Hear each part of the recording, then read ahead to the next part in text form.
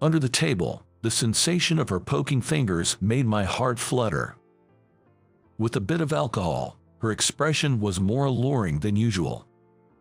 "Are you holding back anything?" she asked. I could only utter monosyllabic responses like or no. Then, with a smile, she suggested, "Why not let everything go? That'll be good for you. Let yourself free, okay?" Can a man resist when such words are spoken by a woman he's smitten with? I couldn't.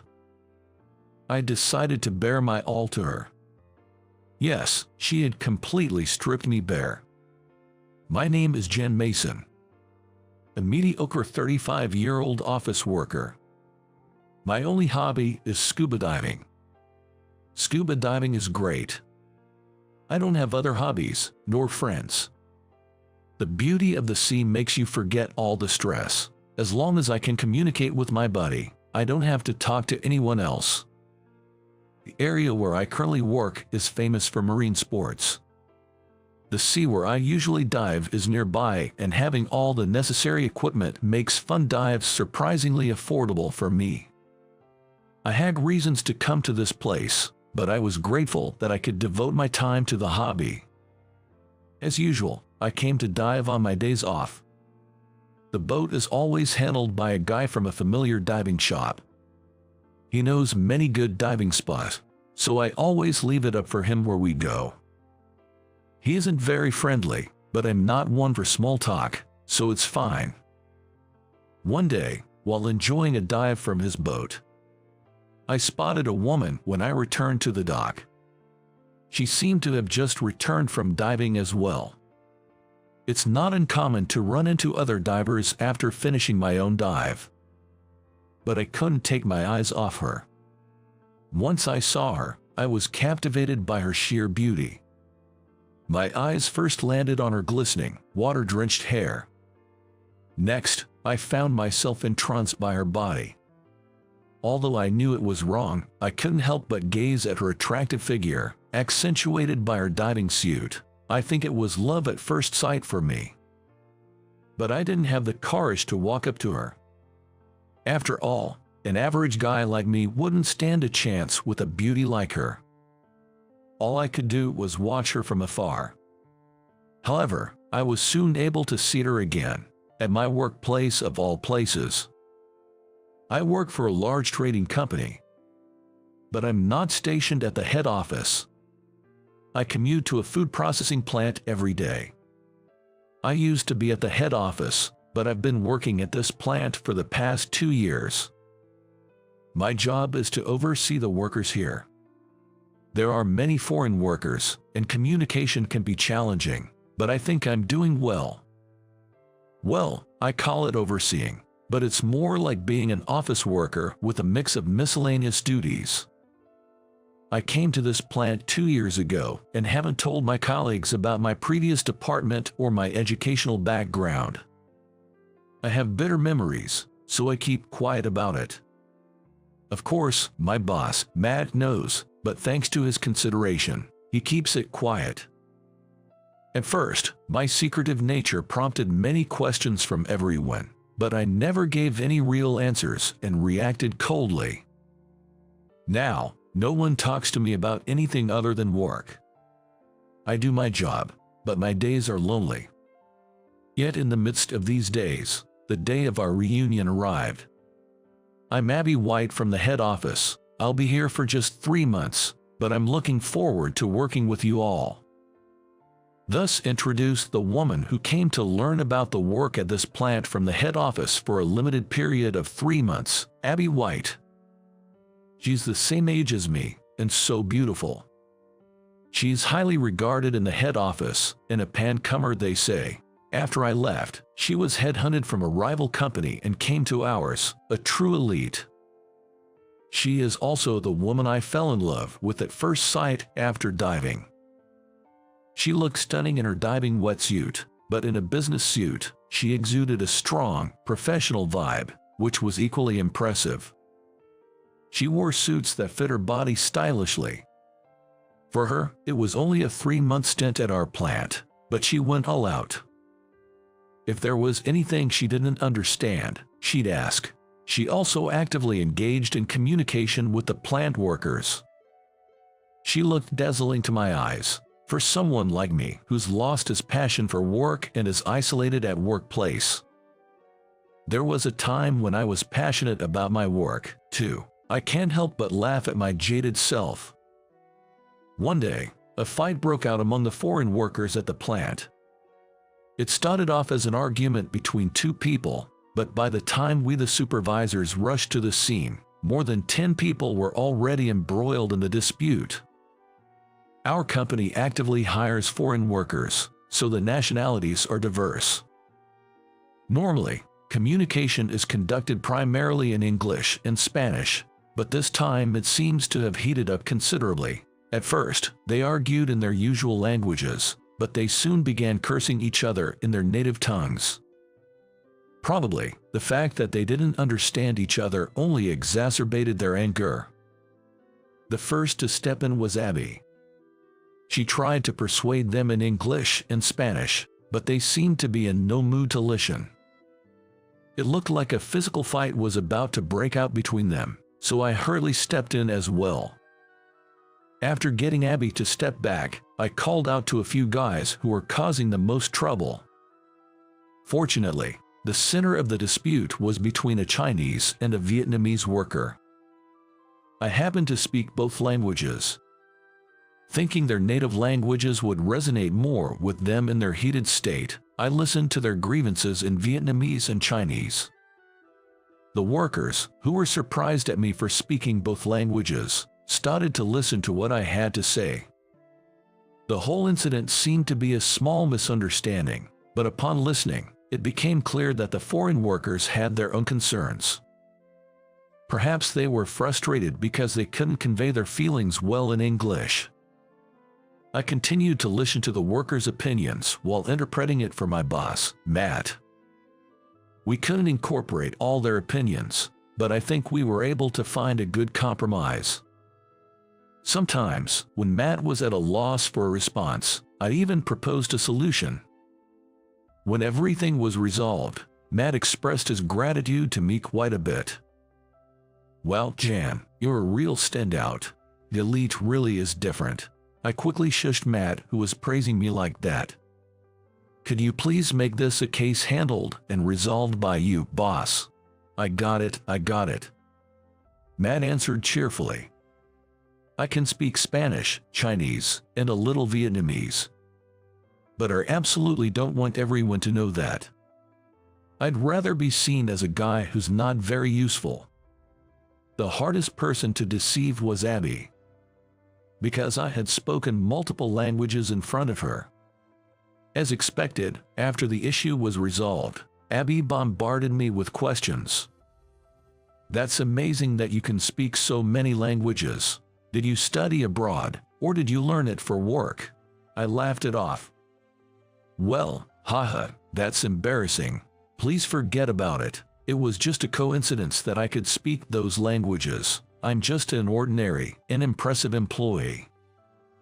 Abby seemed to have more to say, but when I avoided the conversation and left the scene, she didn't say anything else afterwards.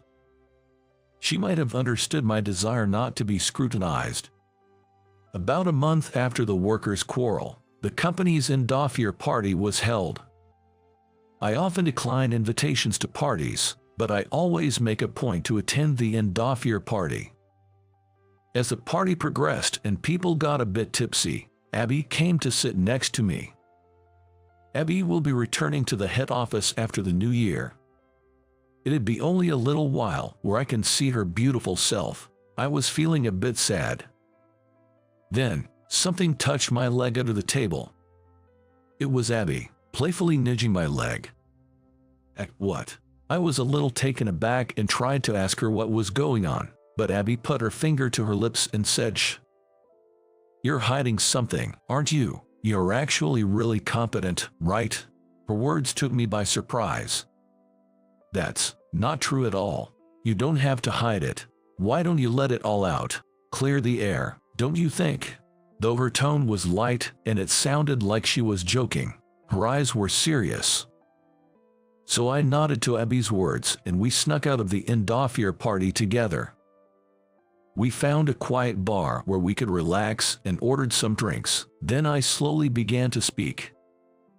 Do you mind listening to my pathetic story? No, not at all. I approached you because I wanted to hear your story. I used to work at the head office. I can speak several languages. I'm good at negotiating, and I even received a notice of promotion to manager. Upon hearing my words, Abby's eyes sparkled. Manager at the head office, at your age, that's amazing. But then, how come you sent off this far? My wife cheated on me. I came home early as a surprise on our wedding anniversary, and there was another man. She didn't even try to justify or apologize. She just demanded a divorce. She told me, it's your fault for neglecting me. I want someone who stays by my side. You just graduated from a good university and have a high-paying job. That's it. Abby slammed the bar table with a bang. That's horrible. Unforgivable. I laughed at her words. No, the horrible one is me. What she said was true. I was always working. I didn't even care about my wife's birthday or our anniversaries. I was really the worst. That day, I just happened to remember our anniversary. It seemed like she also wanted children and was struggling with infertility. However, I wasn't concerned about that at all. I was immersed in my work and things were going well, so I lightly thought it would be nice if we could have children someday. She was also worried about having children, but I was rarely at home and always focused on my work. I left my wife feeling lonely. Moreover, I didn't even realize that she was feeling lonely. What an idiot I am. I started not caring about which word to use, as I got carried away with my story, but it seemed okay given the circumstances. After the divorce, I couldn't forgive my past self. It's true that I enjoyed working, but my wife was more important than that. In the beginning, she was also happy to see me working hard. I wanted to make her happy, and that's why we got married, but I couldn't cherish her at all. I couldn't get the words, "You're just a man with good education and high salary," out of my mind. I started to believe that I was no good as a person. That made me lose my motivation for work and my personal life. I couldn't eat, and both my mind and body were falling apart.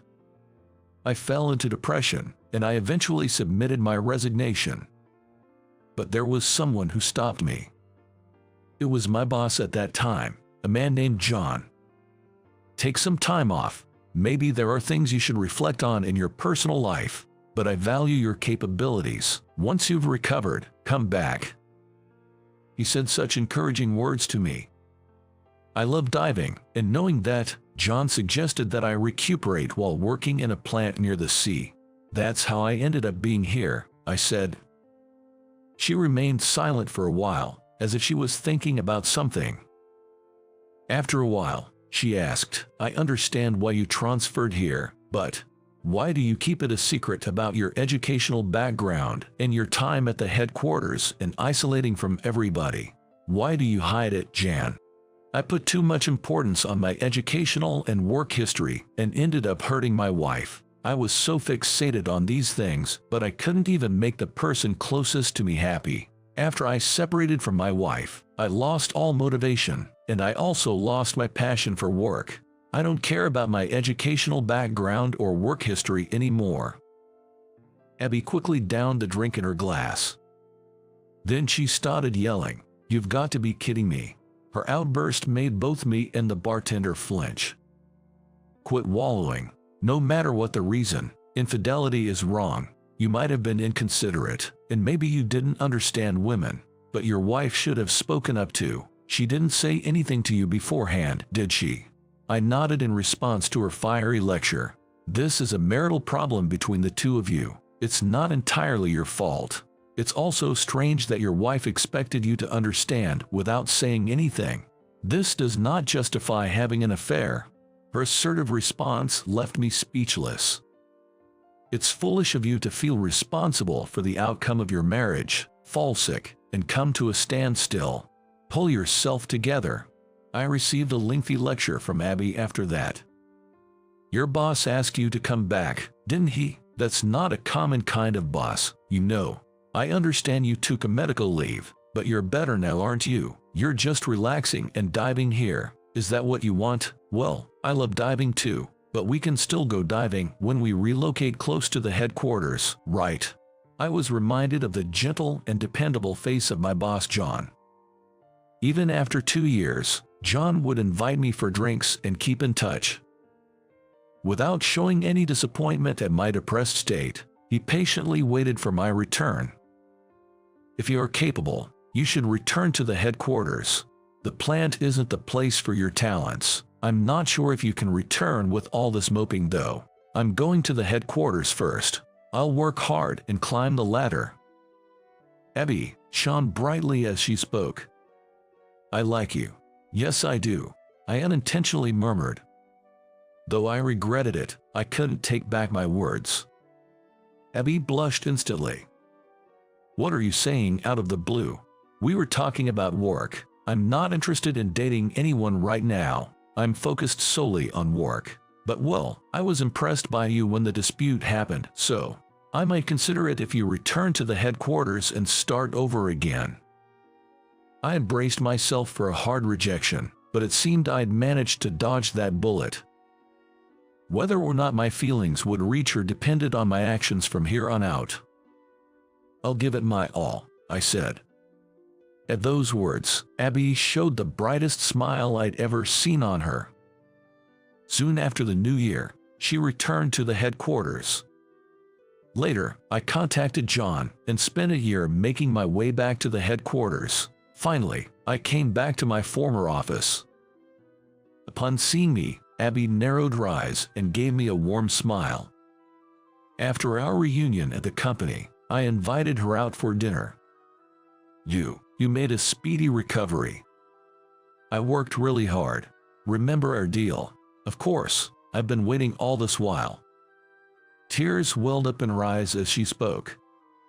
I like you a lot. Can you stay by my side? She nodded with a smile. Yes. You can be a bit of a wimp sometimes. I'll have to keep you in line.